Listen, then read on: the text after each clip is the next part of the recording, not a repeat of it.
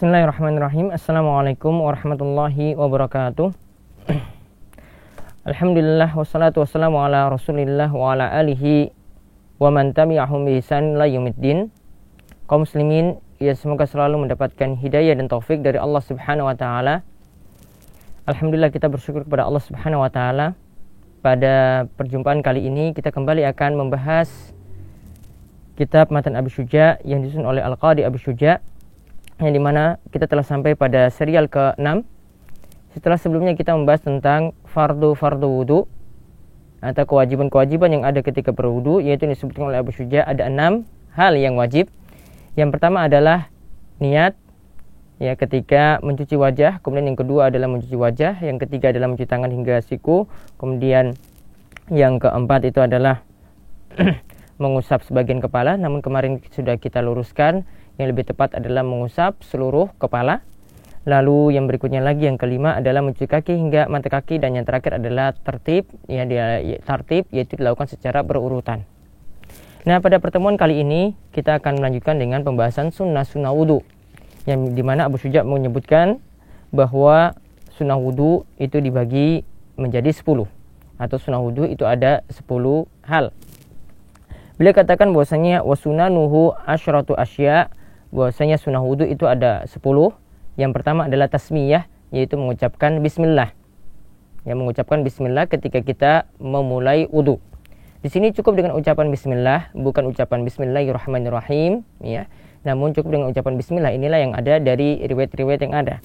Namun di sini tidak sampai wajib, ya. Namun dikatakan, sebagaimana dikatakan oleh Abu Syuja, ya, mengucapkan bismillah di sini dihukumi sunnah karena hadis yang menyebutkan la wudu aliman lam yazkur ismallahi alaih, yaitu tidak ada wudu bagi orang yang tidak mengucapkan bismillah ketika berwudu. Nah, ini dikatakan oleh para ulama ini adalah hadis yang dhaif. Ini adalah hadis yang lemah sehingga tidak bisa dijadikan hujjah. Yang minimal kita katakan bahwasanya hukum membaca bismillah ketika itu adalah hukumnya adalah sunnah.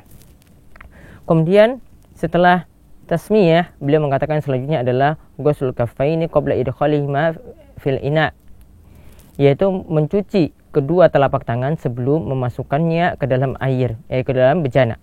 Ya, ina di sini masukkan adalah bejana. Maka di sini sunnah yang kedua yang dimasukkan oleh Abu Syuja di sini adalah kita sebelum memasukkan air ke dalam bejana, yaitu sebelum kita mencelupkan air ke dalam wadah, misalnya wadah yang berisi air, maka tangan yang kita nanti akan gunakan untuk berwudu itu sebaiknya dicuci terlebih dahulu. Ya, seharusnya kita cuci terlebih dahulu sebelum kita memasukkannya ke dalam bejana. Di antara alasannya sebagaimana yang disebutkan dalam hadis bahwasanya, ya, perintah demikian itu karena kita tidak tahu apakah tadi malam itu tangan kita itu terkena najis ataukah tidak. Maka karena ada kemungkinan itu terkena najis, ya, maka sebaiknya tangan tersebut itu dicuci terlebih dahulu. Nah, ini yang dilakukan ketika berwudu, dan ini lebih diperintahkan lagi ketika kita selepas bangun tidur, ya, baik tidur malam ataupun tidur siang, karena lafaz hadisnya itu umum. Ya, ini yang mesti kita lakukan ketika kita mulai berwudu. Ya, ini lebih ditekankan lagi sekali lagi ketika kita bangun tidur.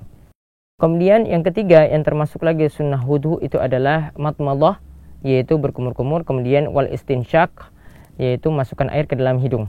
Ya, matmadah masukkan air ke dalam mulut yaitu dengan berkumur-kumur. Ya, kemudian istinsyak yaitu masukkan air ke dalam hidung. Kemudian istinsar yaitu mengeluarkannya dari hidung.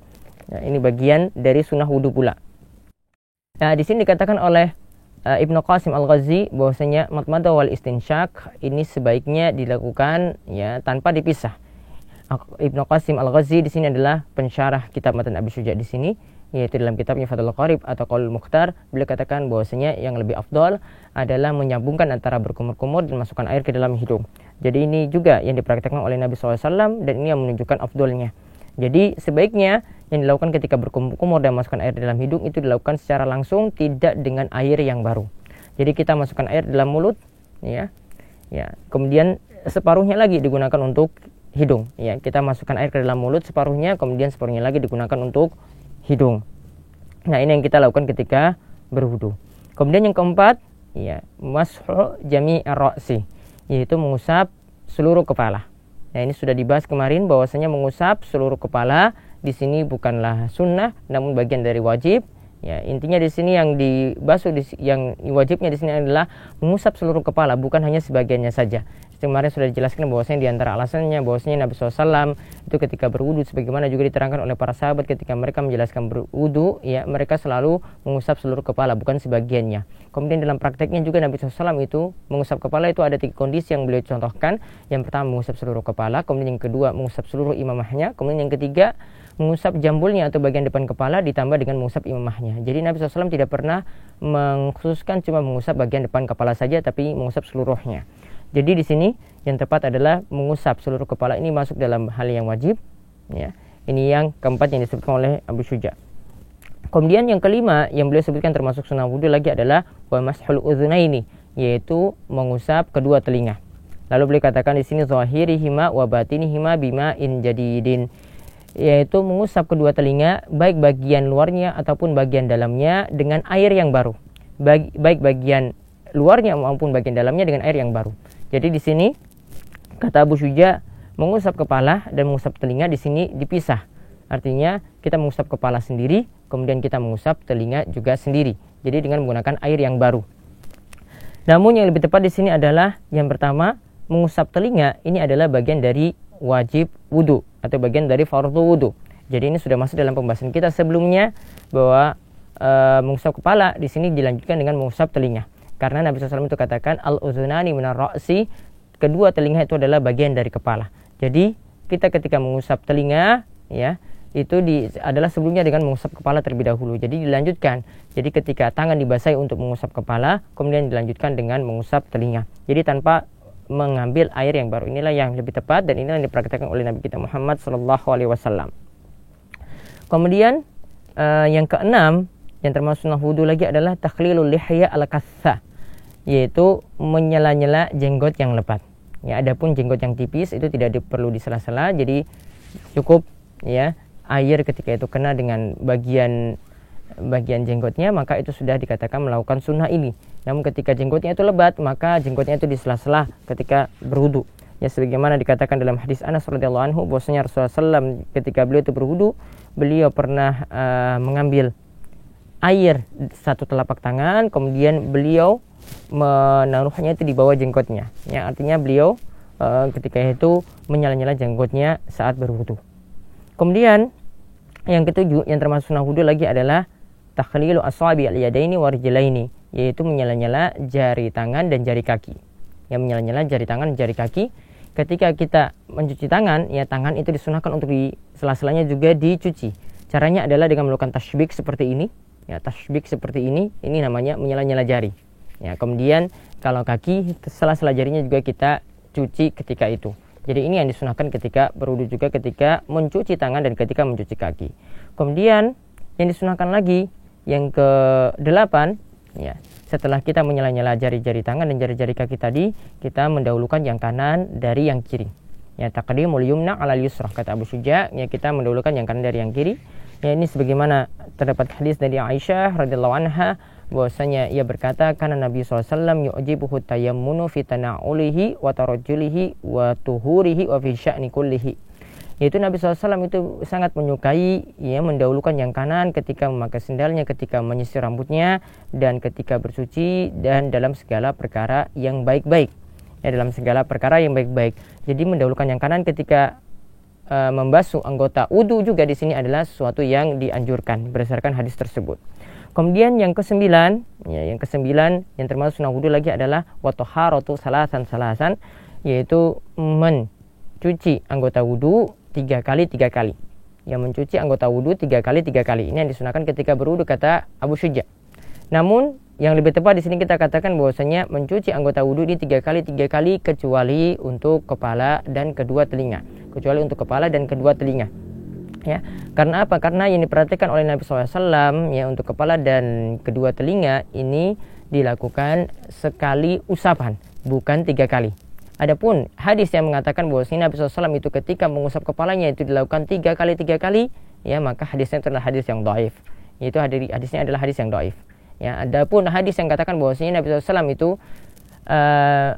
tadi kalau yang hadis yang dhaif itu adalah yang mengatakan bahwasanya Nabi SAW itu mengusap anggota wudunya yaitu bagian kepalanya itu 3 kali. Sedangkan hadis yang mengatakan bahwasanya Nabi SAW itu mengusap anggota wudunya 3 kali. Ini hadisnya yang sifatnya umum, maka hadis ini adalah kurang tegas. Ya, yang tegasnya kalau dikatakan bahwasanya mengusap kepala itu sekali. Dan ini dipraktikkan oleh Nabi kita Muhammad SAW. Jadi sebagaimana kata Ibnu Qayyim bahwa hadis yang membicarakan mengusap kepala itu 3 kali bisa jadi itu tegas namun tidak sahih, ya. Bisa jadi juga sahih hadisnya namun tidak tegas, seperti yang mengatakan bahwasanya Nabi SAW itu membasuh anggota wudunya 3 kali. Ini tidak tegas, ya, walaupun hadisnya itu sahih. Jadi yang lebih tepat di sini adalah sebagaimana ini katakan atau yang menjadi pendapat Ibnu Qayyim dan juga Ibnu Taimiyah, bahwasanya ketika mengusap kepala, ya, itu dilakukan sekali usapan. Jadi yang kita katakan di sini mencuci anggota wudhu di sini 3 kali kecuali mengusap kepala dan kedua telinga. Dan telinga tadi termasuk bagian dari kepala juga dengan 1 usapan dan dilanjutkan setelah mengusap kepala. Kemudian yang terakhir yang disebutkan oleh Abu Syuja adalah wal muwalatu, yaitu tatabu'. Ini dimaksudkan di sini adalah berturut-turut ketika kita mengusap anggota wudhu yang satu dan anggota yang lainnya tidak dengan selang waktu yang lama. Ini disunahkan ketika berwudhu. Jadi ketika kita mencuci tangan hingga siku, mau melanjutkan dengan kepala, ini dilakukan secara langsung, tidak menunggu waktu yang lama. Ya, ini yang disunahkan ketika kita itu berwudhu. Jadi intinya di sini terangkan oleh Abu Syuja setelah beliau terangkan tentang fardu wudhu dan sunnah wudhu, ya, ketika kita melakukan wudhu maka kita sempurnakan dengan memenuhi fardunya terlebih dahulu. Kemudian kita sempurnakan lagi supaya wudhu kita itu menjadi sempurna dan lebih dekat dengan petunjuk Nabi kita Muhammad SAW. Maka kita juga dekati dengan melakukan sunnah-sunnah wudhu ini. Karena Allah Subhanahu wa taala itu berfirman, "Wa ma atakumur rasulu fakhudhuhu wa ma nahakum anhu fantahu." Apa saja yang datang dari Rasul maka ambillah atau laksanakanlah, kemudian apa yang Rasul itu larang maka tinggalkanlah. Jadi ketika itu Rasulullah SAW dicontohkan, walaupun ini adalah perkara yang sunnah, maka tetap kita lakukan supaya mendapatkan pahala yang melimpah ketika kita itu berwudu. Ya, kita mendapatkan pahala atau ganjaran ketika kita itu berwudu. Jadi kita mulai dengan mencuci tangan terlebih dahulu, ya, mencuci tangan. Dan ini lebih ditekankan lagi ketika kita tuh bangun tidur malam maupun tidur siang. Kemudian setelah itu kita berkumur-kumur dan masukkan air ke dalam hidung. Di sini tidak dipisah antara berkumur-kumur dan masukkan air dalam hidung. Ini sebagaimana dipraktikkan oleh Nabi SAW dan juga tadi dikatakan oleh Ibnu Qasim Al-Ghazi bahwasanya berkumur-kumur dan masukkan air dalam hidung itu tidak dilakukan secara terpisah, itu yang lebih afdal. Ya. Kemudian setelah itu, ya, tadi dilakukan 3 kali. Berkumur-kumur dan masukkan air dalam hidung lewat 3 ciduan, ya, kita masukkan separuhnya air ke dalam mulut, kemudian separuhnya lagi ke dalam hidung. Ini dilakukan sebanyak 3 kali. Lalu setelah itu kita mencuci wajah, ya, mulai dari batas rambut bagian atas dan bawah sampai jenggot, ya, kemudian batas tulang dekat telinga, itu yang kita usap atau kita cuci ketika kita mencuci wajah. Kemudian setelah itu kita mencuci tangan hingga siku, ya, siku ini termasuk dalam cucian atau termasuk dalam basuhan. Kemudian setelah itu kita basahi tangan kita, kemudian tidak dengan airnya tidak perlu dialirkan. Kemudian ketika itu kita mengusap kepala, ya, dari depan ditarik ke belakang, kemudian dari belakang ditarik lagi ke depan, lalu dilanjutkan dengan mengusap telinga. Lalu setelah itu kita mencuci kaki, ya, mencuci kaki sebanyak 3 kali sampai mata kaki. Mencuci kaki sampai 3 kali sampai mata kaki.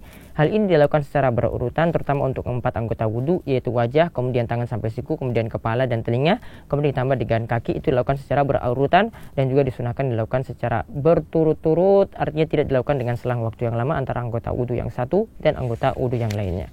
Ini demikian ringkasnya apa yang disampaikan oleh Abu Syuja. Mudah-mudahan bermanfaat, mudah-mudahan praktek kita bisa sesuai dengan petunjuk dan petunjuk dari Nabi kita dan suri dan kita Muhammad sallallahu alaihi wasallam.